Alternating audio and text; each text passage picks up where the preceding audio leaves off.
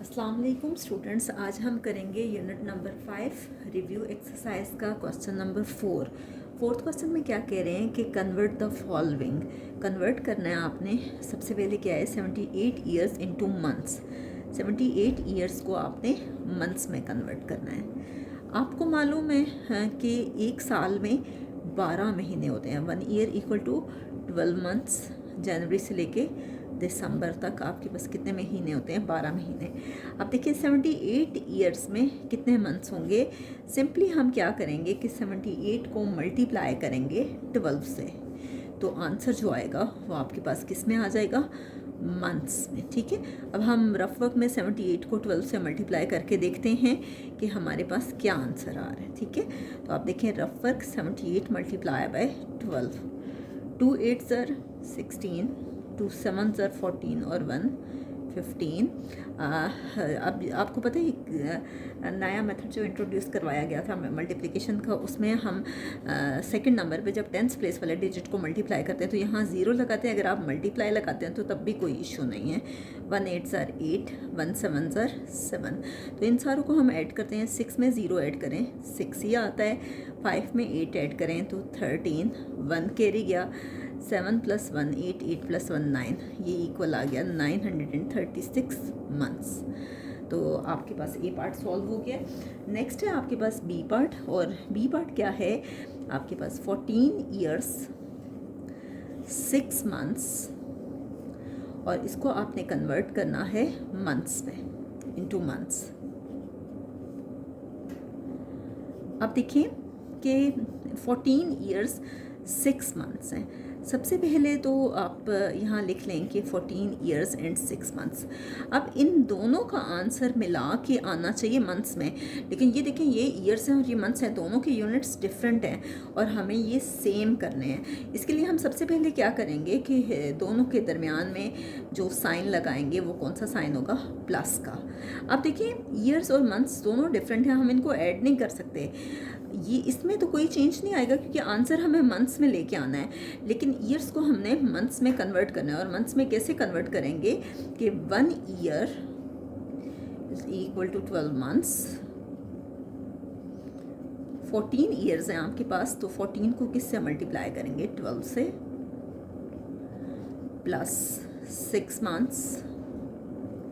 14 को 12 से मल्टीप्लाई करेंगे तो देखते हैं हमारे पास क्या आता है। 14 मल्टीप्लाई बाय 12, 2 4 ज़र 8, 2 1 ज़र 2, 0 आ जाएगा। 1 4 ज़र 4 एंड 1 1 ज़र 1, ये आ गया 8, 4 + 2 6, और ये आ गया 1।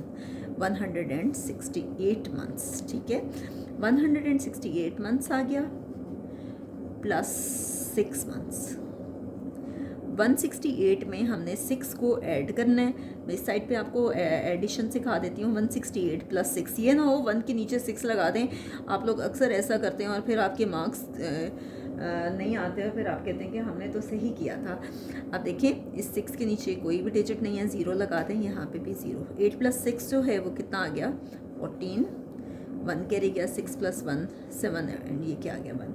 ये आ गया 174 मंथ्स, इसका आंसर आ गया। नेक्स्ट है आपके पास सी पार्ट। सी पार्ट में आपसे क्या कह रहे हैं कि 26 मंथ्स, इसको कन्वर्ट करना है किसमें? Into years and months. Years and months, यानी आंसर जो है वो ईयर्स और मंथ्स में आना चाहिए। तो हम इसको किस तरह से करेंगे इसका सॉल्यूशन? 26 मंथ्स। अब हम इस तरह से करते हैं कि हम इसको इस तरह से सेपरेट कर देते हैं कि कुछ ऐसी कंडीशन बने कि वो 12 से कैंसिल हो जाए। तो आप देखिए कि 12 से जब कैंसिल होता है तो 12 2 24 बड़ी आसानी से कैंसिल हो जाता है। तो हम 26 मंथ्स को लिख सकते हैं कि 24 मंथ्स प्लस 2 मंथ्स, एक ही बात है। 24 + 2 जो है वो 26 ही होता है। अब देखिए ईयर्स और मंथ्स में कन्वर्ट करना है तो 1 मंथ इक्वल होता है 1/12 ईयर।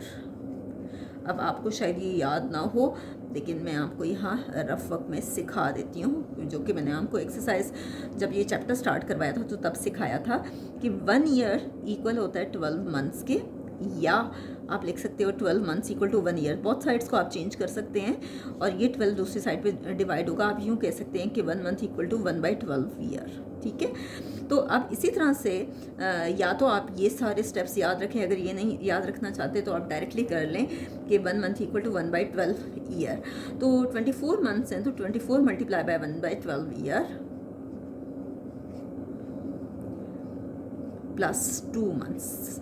इसमें हमने कोई चेंज नहीं लाया क्योंकि इसको तो हमने चेंज नहीं करना, सिर्फ इसमें चेंज लाया है क्योंकि मंथ्स को ईयर्स में कन्वर्ट करना है।